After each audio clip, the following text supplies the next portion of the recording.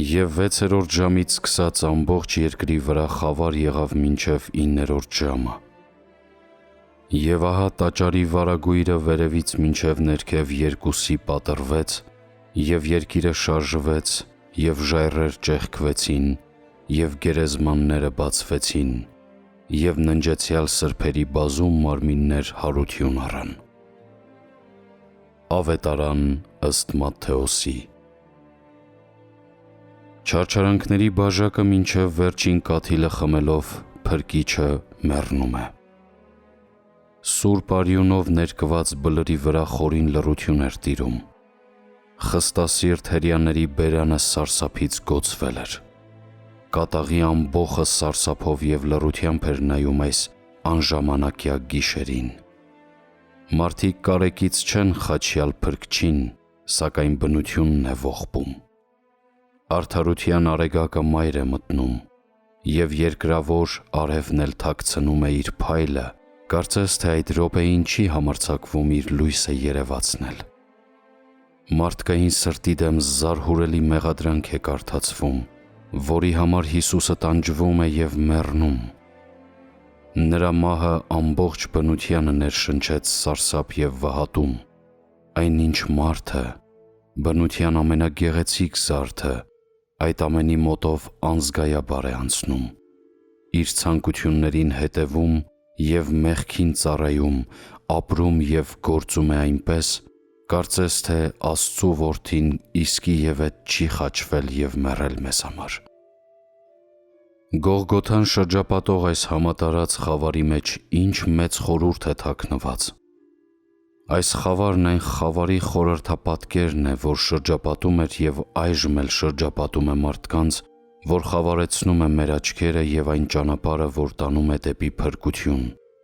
դեպի Աստծու արքայություն և հավիտենական կյանք։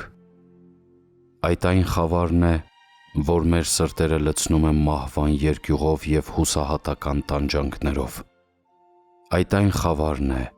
որ կենաց իշխանին խաչի վրա մեխեց,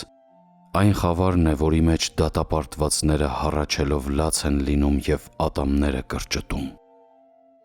Բայց միևնույն ժամանակ Քրիստոսի մահվան ժամանակ պատահած խավարն իբրև փրկարար նշան է երևում այն բոլոր մարդկանց համար, ովքեր հավատում են, թե Քրիստոս մեր մեղքերի համար խաչվեց և այդ մեղքերը նրա հետ միասին խաչի վրա մեխվեցին։ Ինչպես որ խավարը ողջ երկրի վրա տարածվեց, այնպես էլ ողորմությունը Քրիստոսի մահվան ժամանակ ամբողջ աշխարհը պատեց։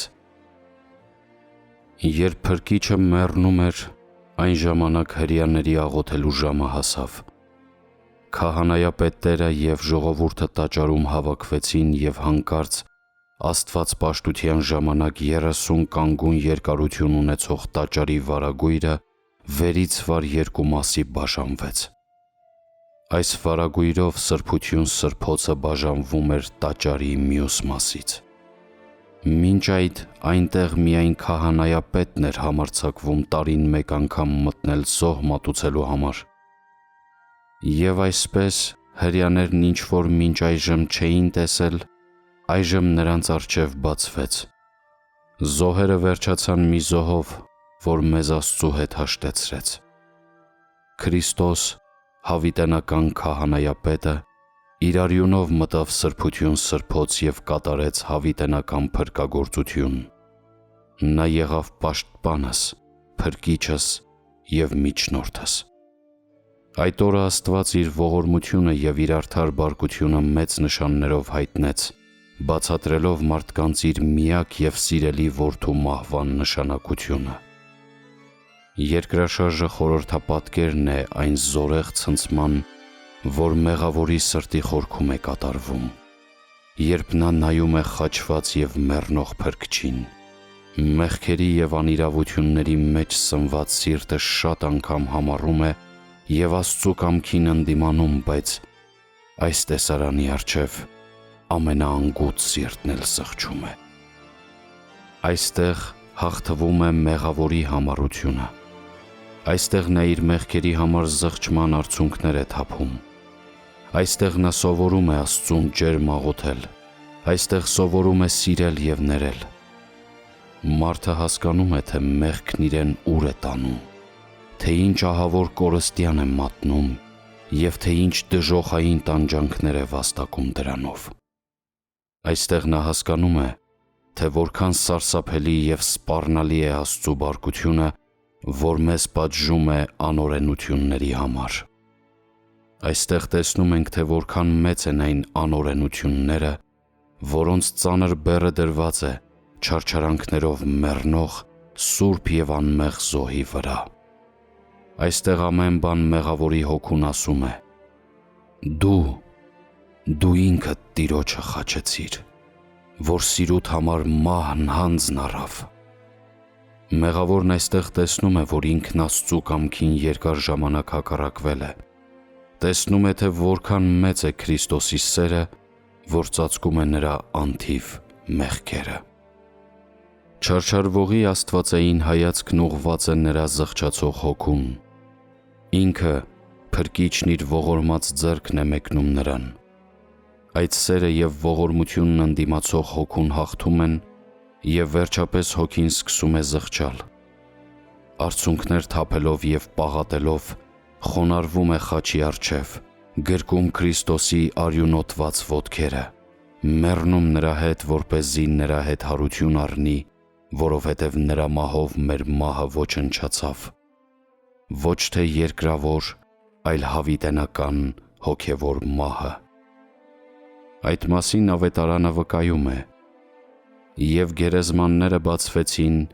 և ննջեցյալ սրբերի բազում մարմիններ հարություն առան և նրա հարությունից հետո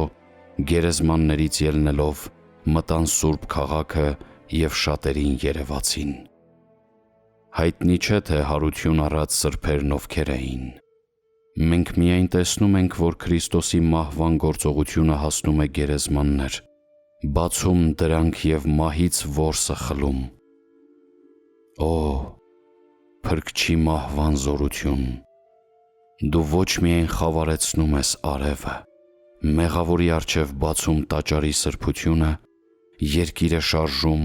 ժայռերը ճեղքում և գերեզմանների միջով անցնում, այլև մեղավորին արդար ես դարձնում, նրան վերածնելով նոր կյանքի համար։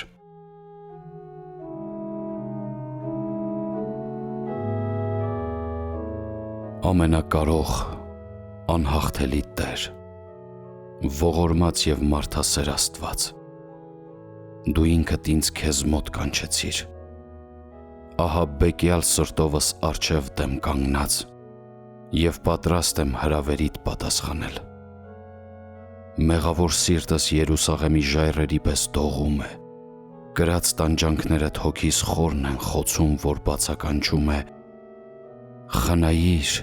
և ողորմիր ինձ»։ Տեր, մահվանդ զորությամբ սրբերը գերեզմանից դուրս ելան, թող այդ զորությունը թմրած և քնած հոգիս զարթնեցնի և ինձ վերածնի նոր կյանքի համար։ Դու բացեցիր այն վարագույրը, որով ինձանից ծածկված էիր։ Իսկ այժմ հոգիս ուրախությունից դողում է, տեսնելով, որ ողորմության կենտրոն տանող ճանապարհը բացված է։ Դու ինքդ ուղեկիցս եղիր այդ ճանապարհին։ Տեր, հոգուս փրկության փափագը հարատև պահիր, մինչև մահվանս օրը։ Օգնիր ինձ, ով Սուրբ Երրորդություն, մի լքիր, այլ խնայիր և ողորմիր ինձ քո մեծ ողորմածությամբ։ Ամեն։